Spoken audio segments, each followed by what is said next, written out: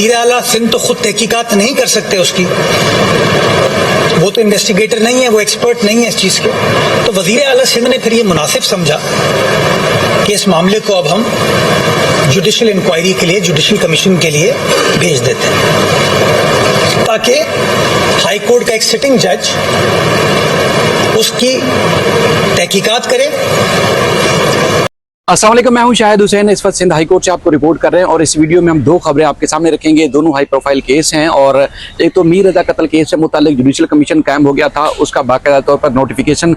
Justice Umar Sayal साहब की अदालत को मौसूल हो चुका है और नोटिफिकेशन के बाद जुडिशल कमीशन कब से कार्रवाई का आगाज़ करेगा उसकी तफसीलात रखेंगे। दूसरा, मुस्तफ़ा आमिर कत्ल केस से मुताल्लिक भी बड़ी पेशरफ्त हुई है, ATC जेल में कार्रवाई हो रही है, उसमें भी एक बड़ी खबर आई है, वो भी आपके सामने रखेंगे। चूँकि हमारे सीनियर अमीन अनवर साहब हैं और इनसे सारे मामलात के ऊपर ना सिर्फ बैकग्राउंड पे जो कुछ चल रहा है उस हवाले से बात करेंगे, बल्कि केसेस में क्या पेशरफ्त हो सकती है उस हवाले से बात करेंगे। सबसे पहले मीर रजा कत्ल केस से मुताल्लिक जो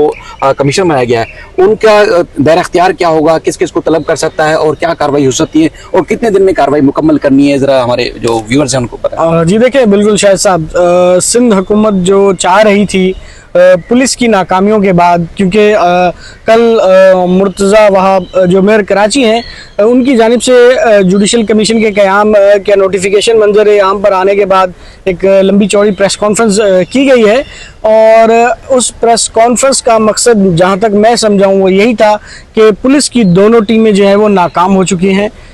मीर रज़ा के जो मर्डर कह लें या जो भी सुसाइड, जो भी नैरेटिव बिल्ड करने की कोशिश की जा रही थी जो बिल्ड नहीं हो सका, उन दोनों कोशिशें जो है वो टीमों की नाकामी के बाद अब सिंध हुकूमत ने रुख किया है अदलिया की तरफ और सिंध हाई कोर्ट के हाजिर सर्विस जो जज हैं जस्टिस उमर सयाल, उन पर मुश्तमिल कमीशन बना दिया गया है और उसकी कमीशन की तश्कील का जो नोटिफिकेशन है बाकायदा तौर पर मौसूल भी हो गया है सिंध हाई कोर्ट को। इससे पहले जो भी कॉरेस्पॉन्डेंस चलती रही, आप भी बाखूबी जानते हैं कि वो किसके दरमियान थी, कब ख़त लिखा गया।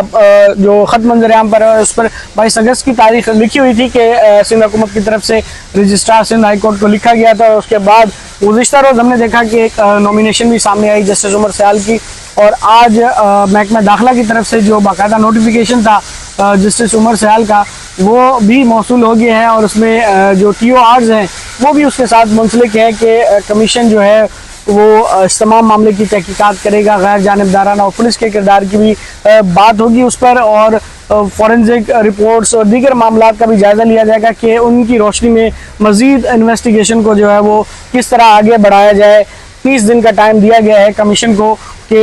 वो इस दौरान अपना काम जो है मुकम्मल करेगा, लेकिन अगर एक्सटेंशन उसमें मज़ीद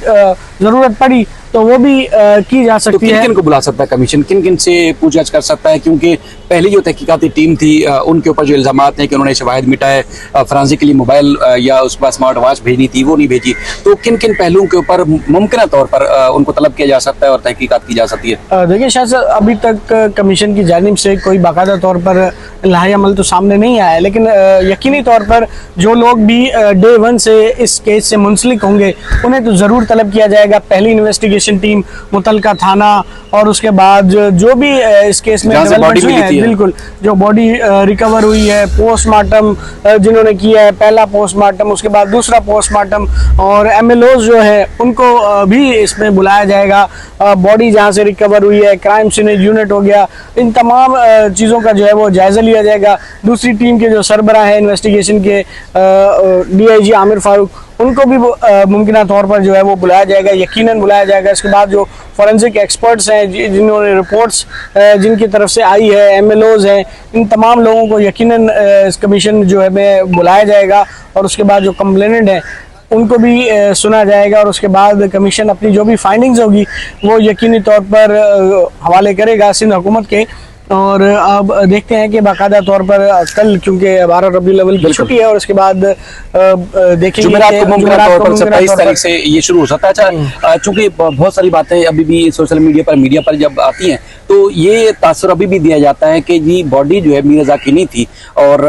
DNA लिया गया। DNA जो है वो दोनों सूरतों में, यानी कि बाप का भी और वालदा का भी, दोनों का DNA ने मैच किया है कि ये मीर रज़ा की ही बॉडी थी। तो ये शकूक व शुबहात के मुमकिन तौर पर ये बॉडी मीर रज़ा की हो ही नहीं सकती, क्योंकि चेहरा मस्क था, अंगूठों के निशानात मिटे हुए थे। तो न सिर्फ पोस्टमार्टम में बहुत सारी चीज़ें वाज़ेह हुई हैं, बल्कि डीएनए से भी साबित हो चुका है 100% के ये मीर रज़ा की बॉडी थी। अच्छा, चूंकि इन्वेस्टिगेशन चल रही है, लोग सवाल अभी भी ये करते हैं कि जी एतमाद है या नहीं है। अब पुलिस की जो पहली तहकीकाती टीम थी, उनके ऊपर सवालात उठाए गए और जो जो उनकी खामियां थी, कोताहियां थी, जिब्रान नासिर साहब अक्सर कहते हैं जी मुजरमाना गफलत, वो उनकी रही है। तो अब कमीशन दायरे इस मामले की जब कार्रवाई देखेगा तो लोगों को यकीनन एतमाद तो करना पड़ेगा कि किसी फोरम पर जाके थमना तो पड़ेगा कि हमने एतमाद करना है, रिपोर्ट आएगी उसके बाद फिर देखें क्या करना है। बिल्कुल, कहीं ना कहीं तो आपको एतमाद करना पड़ेगा। अब क्योंकि सिंध हाई कोर्ट के हाजिर सर्विस जज हैं जस्टिस उमर सयाल, वो इस कमीशन की जो है वो सरबराही करेंगे और इस हवाले से उन्हें काफ़ी महारत भी हासिल है। जितने भी आपने देखा होगा कि क्रिमिनल केसेस में सज़ाओं के बाद जो भी अपीलें आती हैं, वो ANF की हों या सेशन कोर्ट्स की हों या ATO की हों, वो इस हवाले से काफ़ी तजर्बा है उनका इन अपीलों को डिसाइड करने में, और एक काफ़ी उनकी कारकर्दगी बहुत बेहतर रही है, इस हवाले से बहुत अच्छी रही है। जैसा कि आप कह सकते हैं कि आयरोज उनके जो जजमेंट्स हैं, उसके अलावा जो उनकी ऑब्जर्वेशंस होती हैं, वो भी काफ़ी कमाल की होती हैं। और इन्हीं चीज़ों को मद्देनज़र रखते हुए जस्टिस उमर सयाल को इसकी सरबराही दी गई है, जो कि सिंध हाई कोर्ट के सीनियर जजेस में उनका शुमार होता है। और अब देखते हैं कि जब ये कार्रवाई शुरू होगी तो फिर मज़ीद चीज़ें सामने आएंगी कि किसको बुलाया जाता है, किसका स्टेटमेंट होता है और कार्रवाई क्या रहती है। लेकिन अभी बाकायदा तौर पर कमीशन ने क्योंकि काम शुरू नहीं किया है, तो इस हवाले से कुछ भी कहना कबल इस वक्त होगा कि क्या कारकर्दगी है। अच्छा, क्या लेकिन जो भी इस केस से जुड़े हुए लोग हैं, जो मकतूल के वर्सा हैं, उनको यकीनन इस पे एतमाद करना पड़ेगा। जो भी इन्वेस्टिगेशन होगी, इसमें जो भी फाइंडिंग्स आएंगी, यकीनन तमाम लोगों के लिए वो काबिल कबूल होनी चाहिए। अच्छा, चाहिए। एक चीज, चूंकि पिछली दफा जब जुडिशल कमीशन बनाया गया था साना गुल प्लाजा के ऊपर, तो जस्टिस आगा फैसल साहब की सरबराही में था और वो तमाम जो कार्रवाई थी वो पब्लिक रखी गई थी, ओपन रखी गई थी, एक ओपन कोर्ट में उसकी समाअत होती थी। किसको लेटर लिखा गया, किसने क्या जवाब दिया, किससे क्या सवाल पूछे गए, वो सारा का सारा पब्लिक होता रहा। इवन के बयान भी रिकॉर्ड भी होते रहे और अंदर से भी रिकॉर्डिंग करने की इजाजत भी होती थी, मतलब किसी ने रोका नहीं। रिपोर्ट बनने के बाद, मुरतब होने के बाद उसको पब्लिक करना सूबाई हुकूमत की जिम्मेदारी थी। वो रिपोर्ट उस तरह पब्लिक नहीं हो सकी जिस तरह की कार्रवाई के दौरान हम पब्लिक को चीज़ें बताते रहे, रिपोर्ट करते रहे और तमाम मीडिया को एक्सेस था। लेकिन अब इस कमीशन में कार्रवाई का दायरा अख्तियार क्या होना चाहिए, क्या होगा, सहाफ़ी किस लिमिट में रह के कवरेज कर सकते हैं, क्या रिपोर्ट कर सकते हैं, क्या नहीं कर सकते, क्या खुफिया रखा जाता है, क्या आज पब्लिक किया जाता है, या उसके बाद ये रिपोर्ट अगर ये कार्रवाई है पब्लिक अगर रखी भी जाती है तो उसके बाद फिर सूबाई हुकूमत इस रिपोर्ट को पब्लिक करेगी भी या नहीं करेगी, वो फिर सूबाई हुकूमत के ही कंधे पे आएगा। तो ये बहुत सारी चीज़ें। तो दूसरी बात यह है कि जो मीर रज़ा के वालिदैन हैं,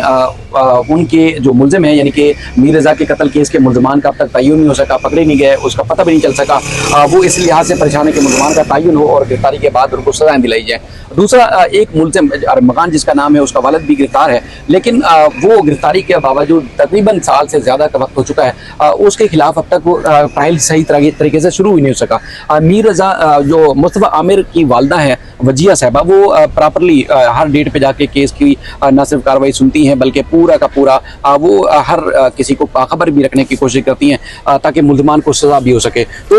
उस केस में भी वारंट गिरफ्तारी जारी हुए हैं। वो किसके हुए हैं तो अमीन से जानते हैं। अमीन, चूंकि ये बड़ा एक अफसोसनाक अमर भी है कि जिनके मुल्ज़मान पकड़े जाते हैं उनको बर वक्त सजाएं नहीं होती, और जो नहीं पकड़े जाते उसके लिए भी जो अहले खाना, जो मुतासर खानदान होते हैं, बड़े परेशान होते हैं। अब जो मुल्ज़िम पकड़ा गया है उसका ट्रायल ही नहीं शुरू हो पा रहा। बिल्कुल, वहाँ नाकामी थी आपके पुलिस इन्वेस्टिगेशन की, और यहाँ पे आपका जो डिले है वो आपका क्रिमिनल जस्टिस सिस्टम जो है। हालांकि जब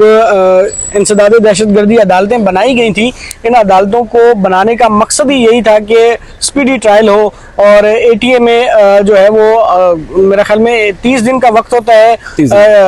कोई भी केस डिसाइड करने के लिए। लेकिन यहाँ आपने देखा कि 30-30 माह और बाज़ औक़ात जो है वो 3-3, 4-4 साल लग जाते हैं, लेकिन केस जो है वो डिसाइड नहीं हो पाते हैं। और इसी तरह इस केस को भी तकरीबन ये जनवरी का वाक़या था, मेरे ख्याल में फरवरी में ये हुआ था, और उसके बाद अब जो है वो डेढ़ साल को होने को है, लेकिन अभी तक आपने जैसा कि कहा कि बाकायदा तौर पर ट्रायल ही नहीं शुरू हो सका, क्योंकि इसमें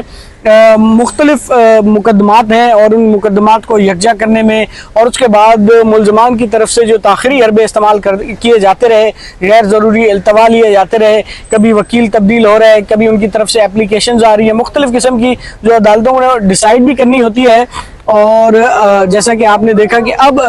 लास्ट हेयरिंग पे जाके जो है वो तमाम 5 मुकदमात जो है वो यकजा किए गए हैं और उनकी तमाम की हेयरिंग जो है वो एक साथ होगी। तो फिर अब ये मामलात अब बाकायदा तौर पर आगे बढ़ना शुरू होंगे और ये जो प्रोसेस है हो सकता है कि आगे चल के जो है वो मजीद तेज़ हो और इन केसेस को जल्दी डिसाइड किया जा सके। और अब भी वकील करने के बावजूद मुलजिम अरमगान और उसके वालिद ने अपनी बेल एप्लीकेशन पे खुद आर्गूमेंट किए, खुद दलाइल दिए। 2 वकील पहले छोड़ चुके हैं, अभी तीसरे वकील साहब जो है वो केस की पैरवी कर रहे हैं। हाँ, शुरू से ही इसी तरह के जो है वो आपको पता है कि आपने खुद रिमांड प्रोसीडिंग भी देखी होगी कि रिमांड प्रोसीडिंग के दौरान खड़े खड़े मुलजिम अरमगान जो है वो गिर जाता था, कभी उसको पानी पिलाया जाता था, कभी उसको बेंच पे लेटाया जाता था और उसके बाद जो है वो उनकी तरफ से जो है एप्लीकेशन आने लग गई कि इसका ज़हनी तवाज़ुन ठीक नहीं है, माहिर नफ्सियात से मुआयना कराया जाए। ये तमाम चीज़ें चलती रहीं और अब तकरीबन कोई 1-1.5 साल का अरसा गुजर जाने के बावजूद अब कुछ चीज़ें जो है वो वाज़े नज़र आना शुरू हुई हैं, केस ट्रैक पर आना शुरू हुआ है कि अब उम्मीद है कि अब आने वाले दिनों में जो है वो मज़ीद इसके ट्रायल में जो है वो तेज़ी आएगी। ताहम अभी तक की खबर यही है कि मफरूर मुलजिम जो है, जो मुलजिम अरमगान को असला फराम करता रहा है, उसके वारंट गिरफ्तारी जारी किए हैं अदालत ने, जिसका ताल्लुक पेशावर से है। और अब देखते हैं कि पुलिस की तरफ से उन वारंट गिरफ्तारी की तामील किस तरह कराई जाती है या नहीं कराई जाती। उसके लिए अब आइंदा समाअत पर पुलिस जो है वो अपनी रिपोर्ट पेश करेगी उस वारंट गिरफ्तारी पे कि उसमें क्या तामील हुई, उसमें क्या प्रोग्रेस है। अब 3 सितंबर की डेट है उसमें मेरे ख्याल में, और आइंदा समाअत जो है वो होगी जिसमें दोनों मुलजमान की दरख्वास्त ज़मानत पर भी ऑर्डर अनाउंस किया जाएगा, फैसला किया जाएगा और मफरूर मुलजिम की गिरफ्तारी से मुतालिक पेशरफ्त रिपोर्ट भी पुलिस ने पेश कर दी। आपका बेहद शुक्रिया। सूरत हाल ये है कि चूंकि मीर रज़ा का जब वाक़या हुआ तो उसके बाद मुख्तलिफ जो मुतासरा ख़ानदान है, चाहे ऐज़ल की वालदा हैं, दीगर जो मुतासरीन हैं जिनके प्यारे उनसे बिछड़ गए, उनको कत्ल कर दिया गया, किसी के साथ ज़्यादती हुई, किसी के साथ, तो वो तमाम लोग इसी तरह मिलजुल के एहतजाज करें, कभी वो गुलशन में करते हैं, कभी चार मीनार पे करते हैं, कभी नर्सरी पर, तो कभी दूसरे मकामात पर। तो इसी तरह सारे जो मुतासरीन हैं वो मिलजुल कर एहतजाज कर रहे हैं और चाहते हैं कि उनको इंसाफ दिलाया जाए। और जो मुलजिम गिरफ्तार हैं वो खुद ताखिरी हरबे इस तरह इस्तेमाल कर रहे हैं कि जैसे लगता है कि 4-6 साल मजीद लग जाएंगे, उसको शायद ही सज़ा हो पाए। तो अपना फीडबैक ज़रूर दीजिएगा, अपना बेहद ख्याल रखिएगा। अल्लाह हाफ़िज़।